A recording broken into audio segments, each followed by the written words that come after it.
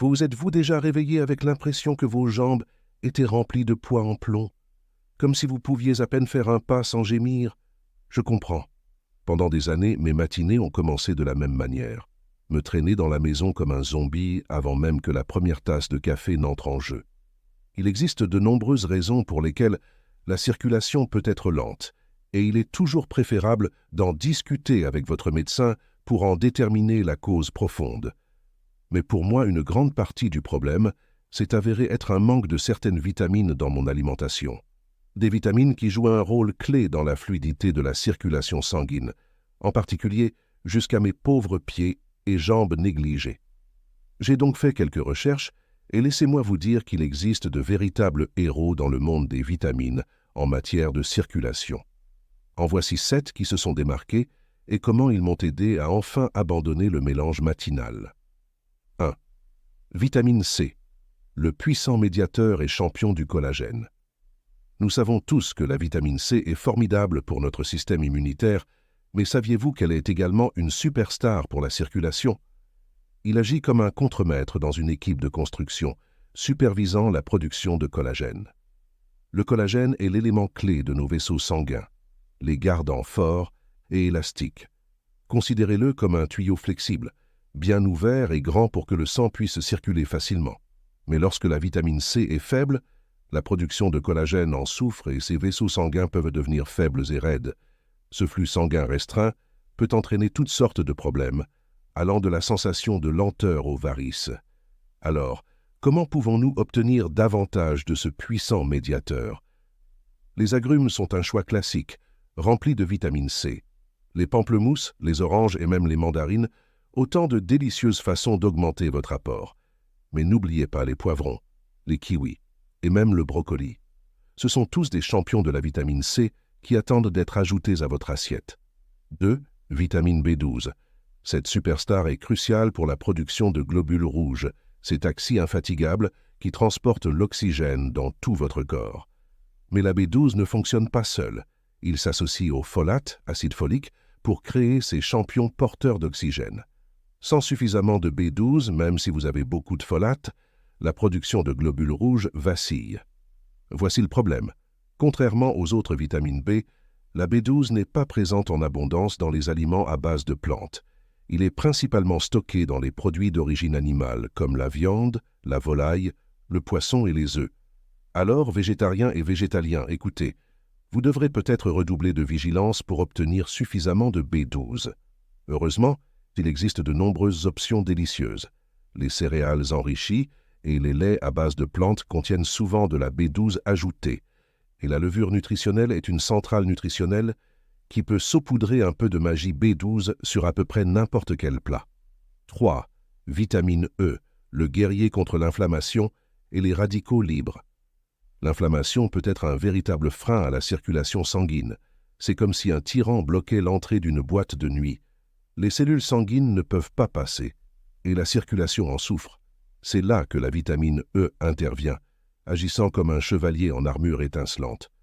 C'est un puissant antioxydant, ce qui signifie qu'il combat les radicaux libres, ces molécules rebelles qui peuvent endommager les parois des vaisseaux sanguins et contribuer à l'inflammation. Une fois les radicaux libres neutralisés et l'inflammation réduite, ces vaisseaux sanguins peuvent se détendre et s'ouvrir, permettant au sang de circuler plus librement. Alors, comment recruter ce vaillant guerrier? Les amandes, les avocats et les graines de tournesol sont tous d'excellentes sources de vitamine E. Ils sont délicieux et faciles à intégrer à votre alimentation. Une poignée d'amandes en collation, des toasts à l'avocat pour le petit déjeuner ou une pincée de graines de tournesol sur votre salade. 4. Vitamine K, la buse des caillots et la construction osseuse. Les caillots sanguins sont les pires perturbateurs de fait dans le monde de la circulation. Ils sont comme des invités indésirables lors d'une fête, bloquant la circulation sanguine et causant de graves problèmes. La vitamine K aide votre sang à coaguler lorsque vous en avez besoin, comme après une coupure ou une éraflure. Mais cela aide également à empêcher la formation de caillots indésirables dans les vaisseaux sanguins sains. Voici le problème. La vitamine K joue également un rôle essentiel dans la santé des os. Il aide à activer les protéines impliquées dans la minéralisation osseuse, rendant nos os forts et dense. Mais ces mêmes protéines jouent également un rôle dans la coagulation du sang. Ainsi, la vitamine K maintient nos os en bonne santé et garantit que notre sang peut coaguler si nécessaire, mais elle aide également à empêcher la formation de caillots embêtants dans les vaisseaux sanguins sains et à provoquer des problèmes de circulation. Les légumes-feuilles, comme le chou frisé et les épinards, sont des champions en matière de vitamine K. J'ai commencé à les incorporer plus régulièrement à mon alimentation, des smoothies, des salades, même sautées avec de l'ail en accompagnement. Numéro 5. La vitamine B3 ou niacine, le relaxant des vaisseaux sanguins et le guerrier du cholestérol. Parfois, les vaisseaux sanguins deviennent un peu tendus, ce qui peut restreindre la circulation sanguine. Imaginez un tuyau d'arrosage plié au milieu. Le débit d'eau est restreint, n'est-ce pas? C'est un peu ce qui se produit lorsque les vaisseaux sanguins deviennent tendus. La niacine agit comme un relaxant musculaire naturel pour les parois des vaisseaux sanguins, leur permettant de se relâcher et le sang de circuler plus librement. Mais ce n'est pas là que la niacine est bonne. Il aide également à réguler le taux de cholestérol. Un taux de cholestérol élevé peut entraîner une accumulation de plaques dans les artères, limitant ainsi davantage la circulation sanguine. Ainsi, en contrôlant le cholestérol, la niacine aide les vaisseaux sanguins à rester en bonne santé et à fluidifier la circulation. Alors, comment pouvons-nous profiter davantage de cette merveille multitâche? Les poissons, comme le thon et le saumon, sont d'excellentes sources de niacine, des protéines maigres avec un booster de circulation intégré. 6. Vitamine D, la championne des vitamines Sunshine et de la circulation. Nous savons tous que la vitamine D est importante pour la santé des os, mais des recherches récentes suggèrent qu'elle joue également un rôle dans la circulation. La vitamine D aide à réguler les protéines impliquées dans le maintien de la santé et de l'élasticité des vaisseaux sanguins. Cela peut également aider à réduire l'inflammation qui, comme nous le savons, peut constituer un obstacle à la circulation.